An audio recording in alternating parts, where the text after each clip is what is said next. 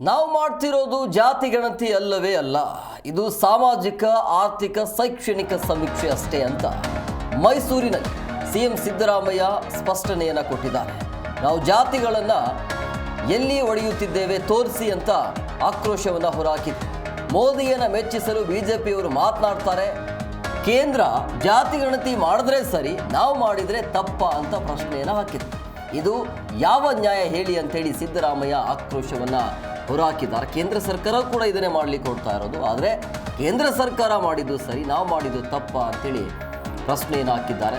ನಾವು ಮಾಡ್ತಾ ಇರೋದು ಜಾತಿ ಗಣತಿ ಅಲ್ಲ, ಅದರ ಬದಲಾಗಿ ಇದು ಸಾಮಾಜಿಕ ಆರ್ಥಿಕ ಶೈಕ್ಷಣಿಕ ಸಮೀಕ್ಷೆ ಅಷ್ಟೇ ಅಂತ ಇವತ್ತು ಮೈಸೂರಿನಲ್ಲಿ ಸಿಎಂ ಸಿದ್ದರಾಮಯ್ಯ ಇದರ ಬಗ್ಗೆ ಸ್ಪಷ್ಟನೆಯನ್ನು ಕೊಟ್ಟಿದ್ದಾರೆ.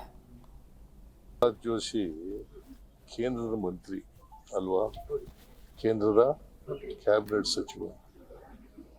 ಅವರು ಕೇಂದ್ರ ಸರ್ಕಾರದವರು ಜಾತಿ ಗಣತಿ ಮಾಡ್ತಾರಲ್ಲ, ಯಾತಕ್ಕೋಸ್ಕರ ಮಾಡ್ತಾರೆ? ಅವ್ರ ಉದ್ದೇಶ ಏನು? ಅವರು ಜಾತಿ ಮಾಡ್ತಾರ, ಧರ್ಮ ಮಾಡ್ತಾರ, ಸಮಾಜ ಹೊಡಿತಾರ?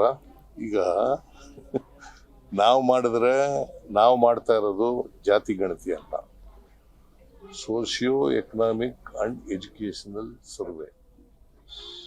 ಸೋಷಿಯೋ, ಈಗ ನಿಮ್ಮ ಮನೆ ಇರ್ತದೆ ಅಂತ ಇಟ್ಕೊಳ್ಳಪ್ಪ.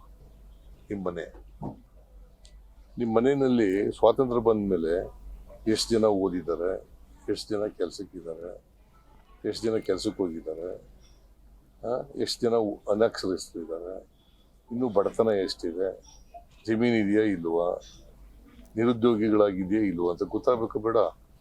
ಒಂದು ಪ್ರಾಜೆಕ್ಟ್ ಮಾಡಬೇಕಾದ್ರೆ ಗೊತ್ತಾಗಬೇಕು ಬೇಡ? ಇಷ್ಟು ಅರ್ಥ ಆಗಲಿಲ್ಲ ಅಂತಂದರೆ ಜೋಶಿ ಅವರಿಗೆ ಪಾಪ